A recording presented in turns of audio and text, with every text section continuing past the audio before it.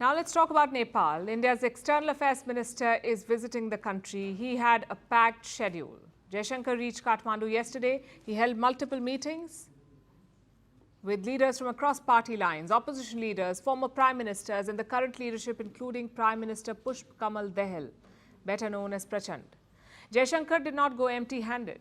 He took some gifts to Kathmandu, like a hydropower deal. India will buy more power from Nepal, some 10,000 megawatts over 10 years. It's a lucrative pact for Nepal. They can generate substantial hydropower because they have access to some 6,000 rivers. But their full potential remains untapped. So how much hydropower does Nepal generate today?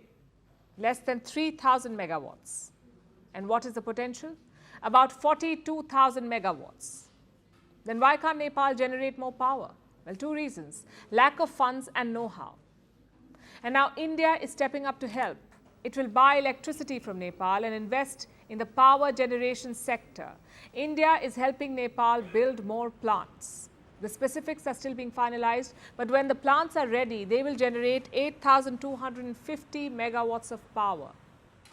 And what's the value of these investments? Billions of dollars, going by one report. During this visit, 3 cross-border transmission lines were also inaugurated. Kathmandu welcomed the agreement. Before this, India had just a short-term trading deal with them. Nepal wanted a long-term commitment.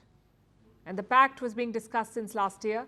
Now, both sides have finally signed it. The Nepalese Prime Minister has called it a milestone and a quantum leap for Nepal. And this was not the only deal they signed. The others cover areas like renewable energy, development projects, and space.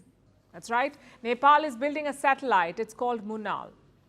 India will help them with the launch. And all this was discussed yesterday. Today was day 2 of the visit. Minister Jaishankar made more announcements. He will extend a new financial package to Nepal to be used for reconstruction efforts. Last year, an earthquake rocked western Nepal. India will help rebuild infrastructure there. The package is worth $75 million. So overall, it was a productive trip. It strengthens India's relationship with Nepal and also sends a message to China. What kind of message? First, India enjoys cross-party support in Nepal. Kathmandu's political landscape is famously unstable. Leaders switch allegiances abruptly and prime ministers change at the drop of a hat. I'll give you an example. Since 2008, no government has managed to complete a full term in Nepal, not a single one.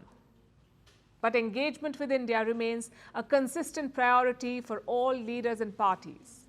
During his visit, Minister Jaishankar met with all political stakeholders from across factions, and this underscores India's importance in Nepal's power circles.